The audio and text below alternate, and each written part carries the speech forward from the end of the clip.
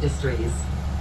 Vic West has its own shopping and urban amenities, and commuters are just a hop, skip, and a jump from downtown Victoria. For the folks that like to sample the local breweries, we have lots, and we have some great beer. Just passing Swan's Hotel and Brew Pub there on the corner. One time, for many years, it was actually a feed and grain store called Butterfield's for many years, and a local businessman named Michael Williams purchased it, transformed it into a beautiful hotel and brew pub, built a beautiful penthouse suite on the top level. And Mr. Michael Williams, when he passed away, he had several buildings around the city, a beautiful waterfront home, and no close relatives. He was not married, so he left pretty well most of his money into real estate to the University of Victoria, who continue to own and operate that beautiful hotel and brew pub. There's our new bridge, folks, just on the right, new as in 3.5 months ago. It opened up for the first time after 3 years of construction, lots of delays and setbacks, and many, many years of planning before that, before they committed themselves to building a new bridge, rather than keep repairing the old one, which stood about 3 times as high, and continue to operate right up to the day before this one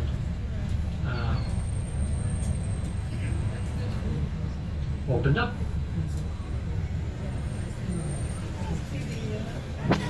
Okay, looks like we got some folks to pick up here.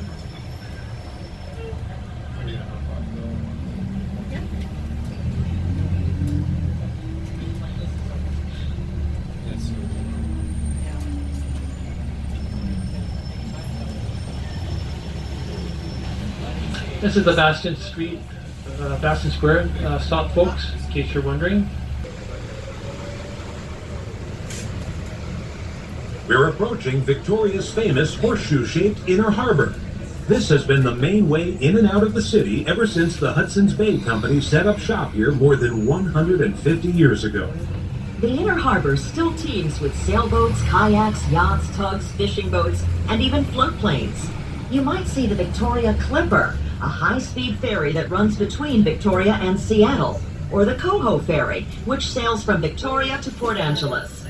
Across the water, look for Victoria's domed Parliament buildings, a reminder that our city is the capital of British Columbia. Lots of special events center around the Inner Harbor, including the annual Classic Boat Festival. On the weekends from May to September, the pickle boats or water taxis perform a water ballet that you really have to see to believe. Ask your Gray Line agent for information.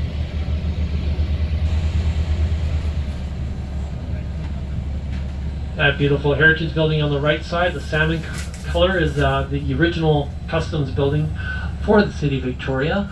And this is where all the miners would have come to pick up their licenses so they can go prospecting for gold when they struck gold up in the Fraser River Valley area. Apparently there was about 30,000 Americans that came up to do just that. Redfish, bluefish, look down to the right, you can see all the people on the dock. That's where they have fish and chips. And they do phenomenal fish and chips if you don't mind waiting in a bit of a lineup. Comparable to Barb's Place on Fisherman's Wharf. So all the festivities in the harbor, folks. There's been a dragon boat festival going on here all weekend long.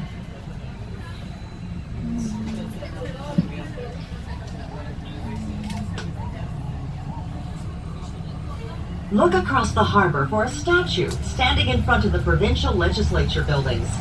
That grand old lady is Queen Victoria, the British monarch who gave her name to our city. Her reign saw stupendous progress in science, industry, and communications. We're Victorian in Victoria, and proud of it. Don't miss the chance to visit the Provincial Legislature buildings. They're simply unforgettable. The guides give just enough history to whet your appetite, and the buildings are stunning inside. We're approaching Victoria's 2 most famous landmarks, the ivy-covered Fairmont Empress Hotel and the Provincial Legislature buildings, also called the Parliament buildings. The Empress has set the standard in luxury accommodations for over a century. Even if you don't spend the night there, you can pop in for afternoon tea, a quintessential part of any visit to Victoria. You can purchase tickets for tea at the Empress at the Gray Line kiosk in front of the hotel. The Canadian Pacific Railway Company built the Empress at the turn of the 20th century to attract more visitors to the area. The site of that hotel used to be a garbage-filled swamp. Almost 3,000 Douglas fir pilings had to be driven down through the muck to provide a solid foundation for the hotel. At least the Provincial Legislature buildings sit on solid ground. This stately complex is a great place to learn about British Columbia's parliamentary system. And the mosaics, marble, and woodwork inside are simply incredible.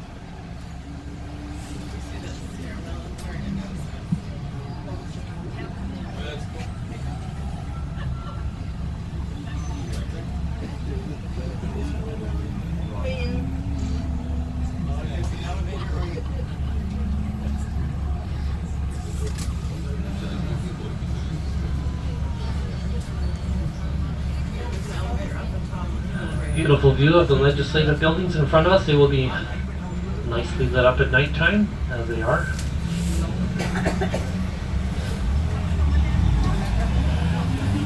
Statue of Queen Victoria off in the distance there. She's hard to see at nighttime.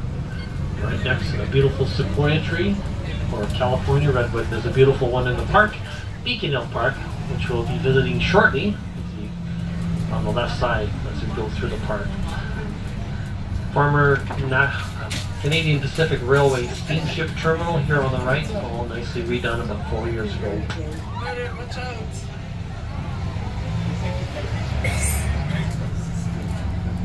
This stop, the Steamship Terminal and the Coho and Clippers ferries. Ferries run from here to the U.S. with connections to Port Angeles and Seattle. The Steamship Terminal, this stop.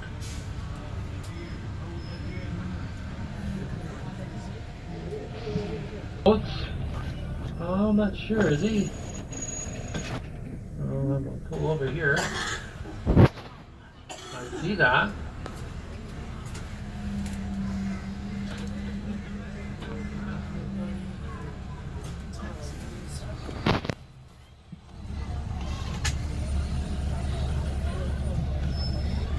I don't know what he is up to. See some of the nice photos there. Lots of nice colors. Some of them are businesses, as you can see, restaurants, gift shops. There's a bed and breakfast there, I believe, as well. Occupying the spots that years ago used to be mostly salmon trolling boats there. The fleet started fishing out of places like Uculet and Tofino up island, where they could be closer to the fishing grounds, and were able to eventually sell their fish from there rather than make this long trip back here to Victoria. We're in James Bay, Victoria's oldest residential neighborhood. Both the neighborhood and the bay itself are named after British Columbia's first governor, Sir James Douglas, who established Fort Victoria for the Hudson's Bay Company. Just to our south is the Salish City. James Bay started as an enclave for the well-to-do. Then it became an industrial area. You can tell by the mix of architectural styles that this area has gone through a lot of changes over the years. Many vintage buildings were pulled down to make room for new ones.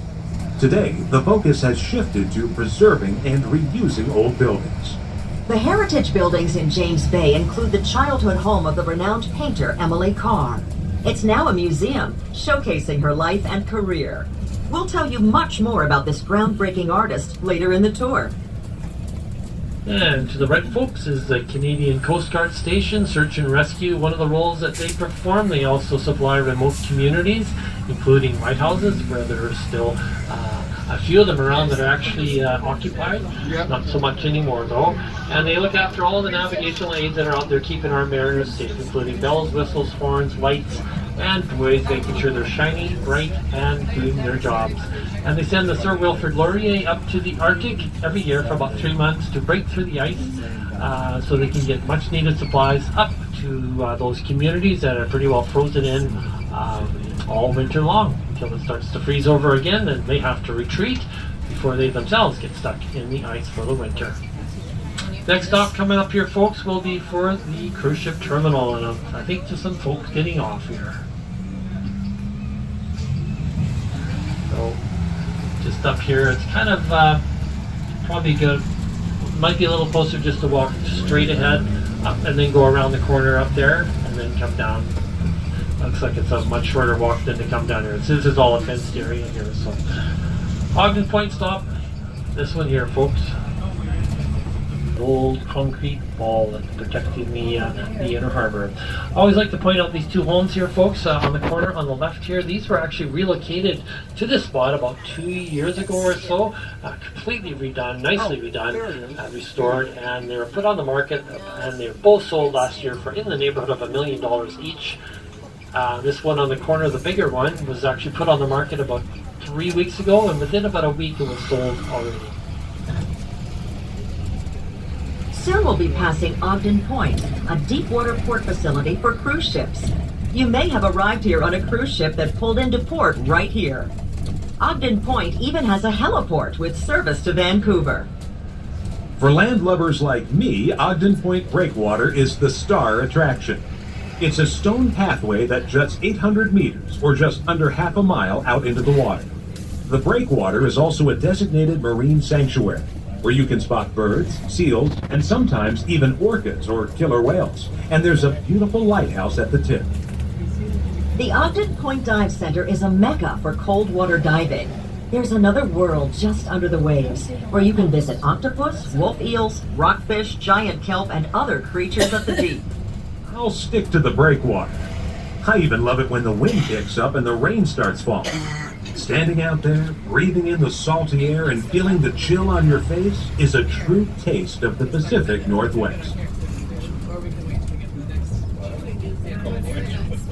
Victoria is blessed with a sub-Mediterranean climate, the mildest climate in Canada.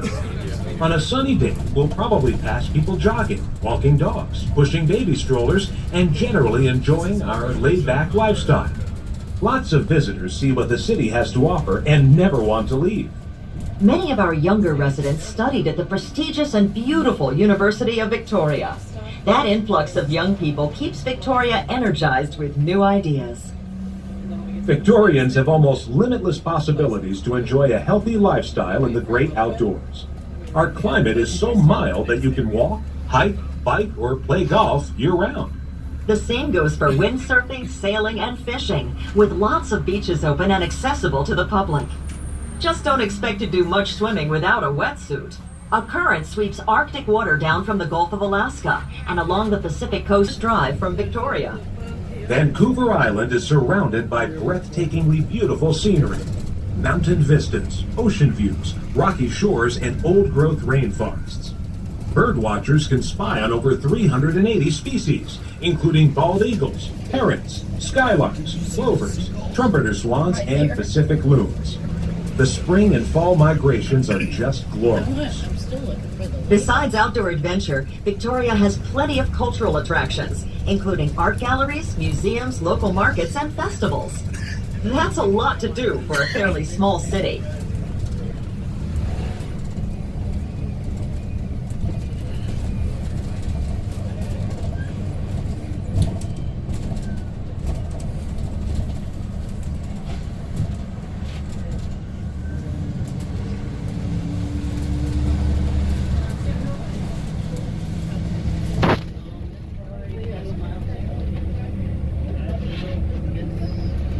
Welcome to Beacon Hill Park.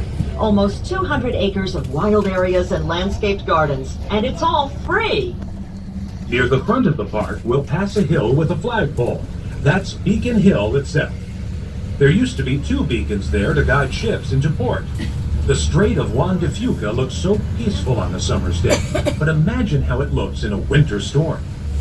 British Columbia's rugged coastline used to be so dangerous for ships that people called it the graveyard of the Pacific. Beacon Hill Park originated as a farm run by the Hudson's Bay Company.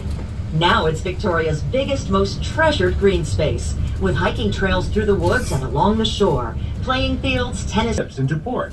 The Strait of Juan de Fuca looks so peaceful on a summer's day, but imagine how it looks in a winter storm. British Columbia's rugged coastline used to be so dangerous for ships that people called it the graveyard of the Pacific. Beacon Hill Park originated as a farm run by the Hudson's Bay Company. Now it's Victoria's biggest, most treasured green space, with hiking trails through the woods and along the shore, playing fields, tennis courts, and an old-fashioned English cricket green. The park is also a haven for native plants, including beautiful sprawling Gary oak trees. They used to grow all over this region, but now they're endangered. If you brought the kids along, Beacon Hill Park has 2 playgrounds and a water park. Plus, there's an award-winning petting zoo where children can get to know some friendly goats, miniature horses, and pot-bellied pigs. In summertime, look for free family-friendly concerts at the park's fan shell. Victoria has been named one of Canada's top 10 family vacation spots. This stop, Beacon Hill Park. Hop off here to visit the city's biggest green space. With free-roaming peacocks, a petting zoo, tennis courts, playing fields, a water park, and playgrounds, Beacon Hill Park has something for everyone. Play a game of cricket or hike along the coastline and take in beautiful ocean vistas towards the Olympic Peninsula. There's no admission charge, and everything inside the park is absolutely free. Beacon Hill Park, this stop.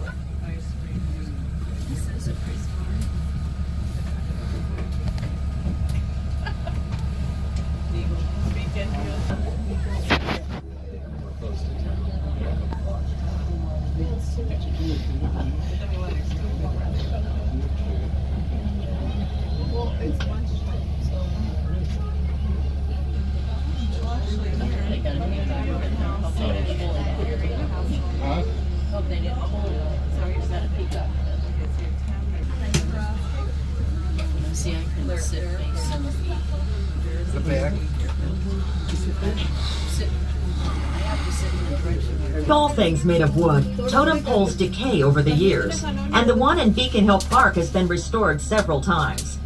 It's a little sad to think this beautiful work of art can't last forever. First Nations people see this as a natural process that allows totem poles and the stories they tell to be shared with the earth.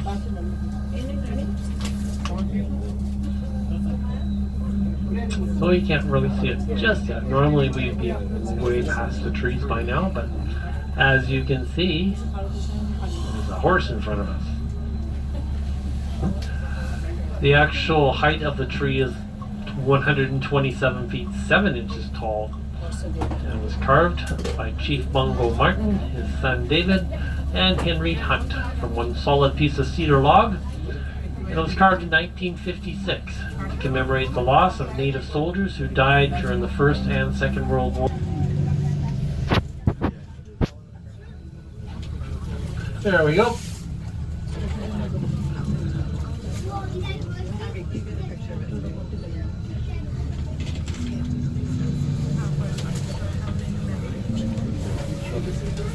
I gotta go. I didn't because you were in the way. And I had birds.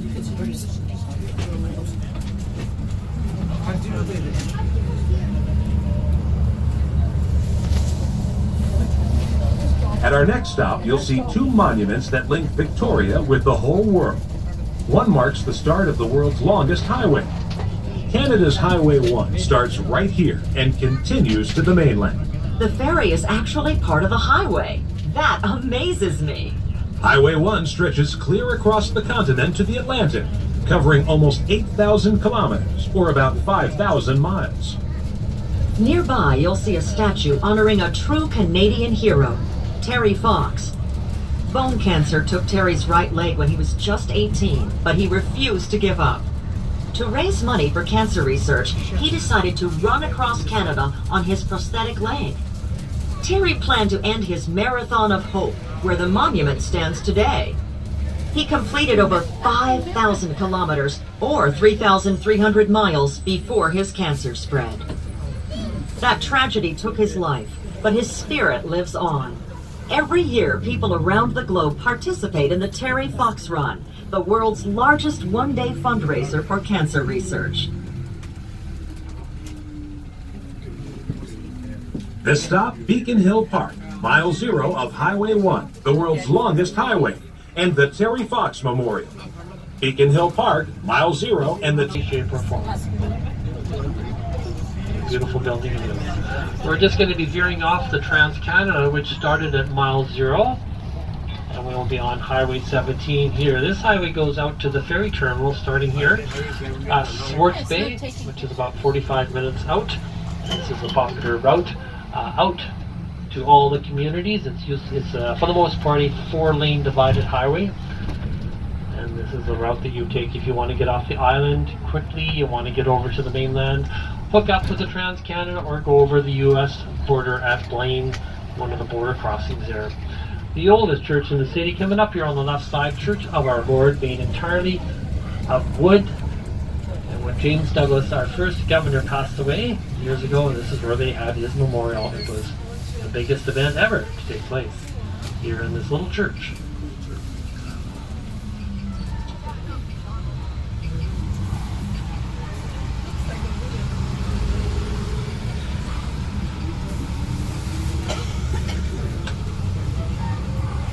The bridge roll this stop. And this is where the Queen and Prince Philip have on occasion attended Sunday service. I know for sure they did once because I was right across the street at the YMCA, just on the other side of that glass, on an exercise bike looking straight over here. Big long limousine pulls up. Fella gets out, he opens the door, and the Queen steps out. He opens the other door on the other side, and Prince Philip gets out, and I almost fell off my exercise bike. I knew that they were in town, that they were staying at Government House not too far from here, maybe a 5-minute drive. It was probably about 50